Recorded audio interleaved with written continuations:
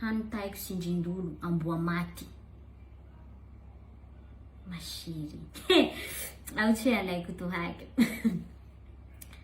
Tsy navy amiko toy lineny tainao zao. Asa tsy nahavily vary ka tsy nangery hatao. Fiainanao na boelinao igny tsy maintsy ilirako. Iha mitrosa 10,000 aty roaly ifirako. Manao buzz iha amin'ny Facebook ato. Pelasoa tsy mety malaza stara. Betro mahery karaha vato. Magnala baraka tena neny tsy tsara. Mbovelo miriaria zaho indray nataonao amboa maty. Ampelasoa maripitia mahadelira pamaraky. Mahatseriky lifa ty aminao ao tsy misy lehilahy tama. Miaraky 2 vola farany ena 2 tao.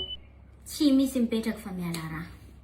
Nazy Range Rover 2007 mbony vili occasion. Navita tragno vato rango tam 2007 tsy vita finition. Sady ndray iha ampelasoa malaza hitanay avao masonao io bala. Ndray iha ataon'olo soa vata lohalikinao kondo mitivala. Tsy hainao. Zaho présidente ny association jalousie lalipaka. Fandratia fitrikoa fahaizam-bava zay filamatsinay ao amin'ny fikambana. Somary mety tsara velatsy mba azahoany information tokony ilay. Le iha delira voatihitihy igny tena fahafinaretanay.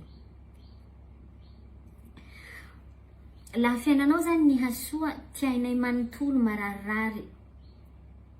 Fe atao akory moa le raha faharety voajanahary. Tsy ampelasoa tsy Range Rover tsy mavily ata joke 90. Fa fangalanay hasaloha le fandratianao igny atao misimisy.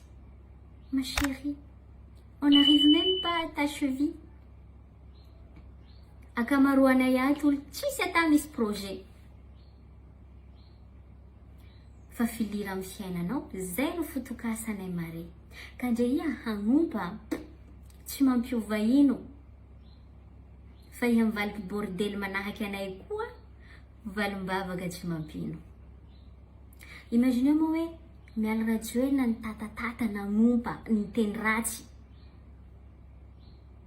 Fa tonga de tsisy valeur fatifatin'olo fahitan'olo azy.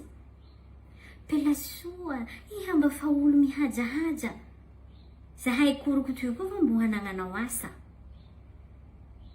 Ataovy zay mampety fiainanao, mampivoatsy anao, tanjonanao tsatsaro.